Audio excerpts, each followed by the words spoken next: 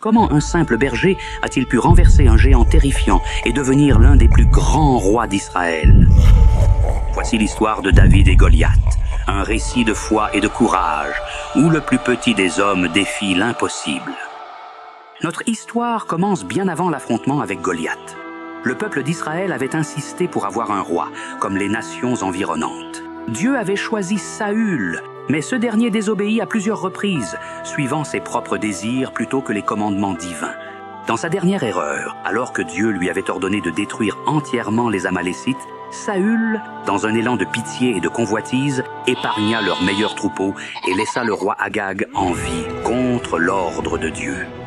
Ne touchez pas au meilleur bétail. Nous allons l'offrir en sacrifice à l'Éternel. Mais Dieu ne voulait pas de sacrifice venant de la désobéissance. Tu n'as pas obéi à l'Éternel, et tu n'as pas détruit complètement les Amalécites comme il te l'avait ordonné. Parce que tu as rejeté la parole de Dieu, il te rejette comme roi.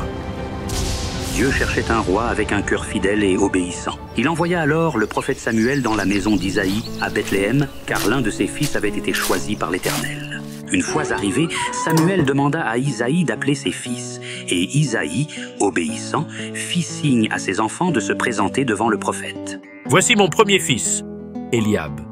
C'est un bel homme, grand et imposant, avec la stature d'un roi, dit Isaïe avec fierté. Certainement, celui que l'Éternel désigne par onction est ici devant moi, pensa Samuel en observant Eliab. Ne considère pas son apparence ni sa taille, car je l'ai rejeté. L'homme regarde à l'apparence extérieure, mais l'Éternel regarde au cœur. Eliab, malgré sa stature impressionnante, n'était pas celui que Dieu avait choisi. L'Éternel voyait au-delà des apparences. L'un après l'autre, les fils d'Isaïe passèrent devant Samuel. Ils étaient tous admirables selon les standards humains. Voici Abinadab, connu pour sa bravoure. Voici Shamma, doté d'une grande sagesse. Mais Dieu refusa les 7 fils d'Isaïe. L'Éternel n'a choisi aucun d'eux. Tous tes fils sont-ils ici? Il reste encore le plus jeune, mais il garde les brebis. Il passe ses journées à chanter et à jouer de la harpe. C'est un simple berger, frêle et discret. Comment pourrait-il être un roi? Va le chercher.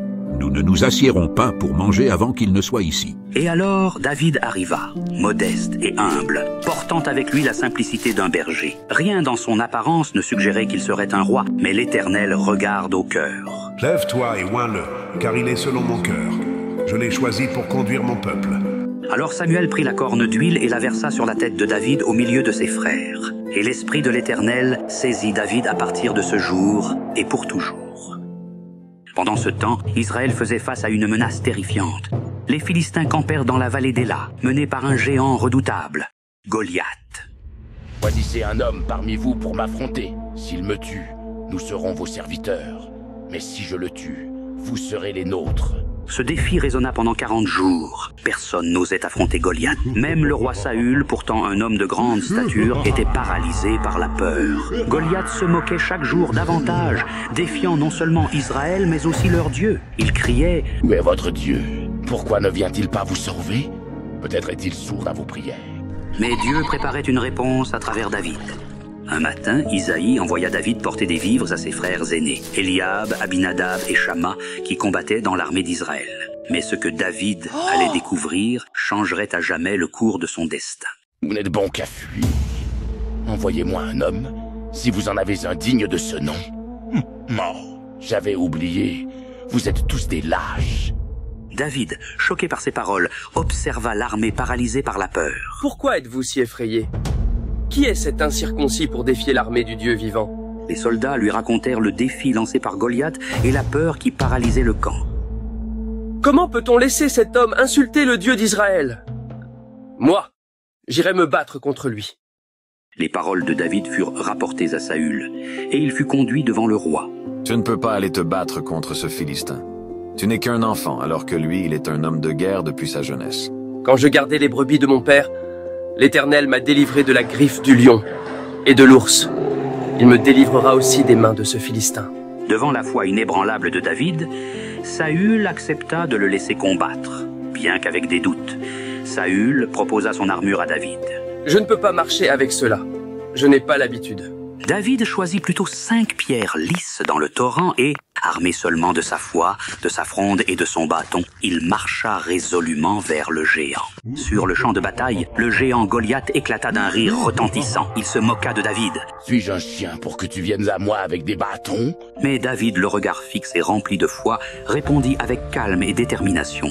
Tu viens à moi avec l'épée et la lance, mais moi, je viens à toi au nom de l'Éternel des armées, le Dieu d'Israël que tu as défié. Alors que Goliath s'élançait comme une tempête, brandissant son épée gigantesque, David ne recula pas. Il plaça une pierre dans sa fronde et visa. Le silence s'abattit un instant sur le champ de bataille, comme si le monde lui-même retenait son souffle. Puis, avec un fracas, Goliath tomba. David s'approcha, saisit l'énorme épée de Goliath et avec un geste assuré, mit fin au combat. Une victoire gravée dans les cieux, portée par une foi inébranlable. Mais la victoire de David allait bien au-delà du champ de bataille. Ce jour-là, Israël ne vit pas seulement un berger battre un géant, mais le triomphe éclatant de la foi sur la peur et l'arrogance. David savait que ce n'était pas son courage ni sa force qui avait renversé le géant, mais l'Éternel qui combattait pour son peuple. Cette victoire était une déclaration. Dieu utilise les plus humbles pour accomplir des choses extraordinaires. L'histoire de David et Goliath continue de résonner à travers les siècles. Elle nous enseigne que nos propres géants, qu'ils soient des peurs, des épreuves ou des défis insurmontables, s'inclinent toujours devant une foi inébranlable en Dieu. L'histoire de David nous rappelle que rien n'est impossible à celui qui croit. La vraie victoire réside dans la foi.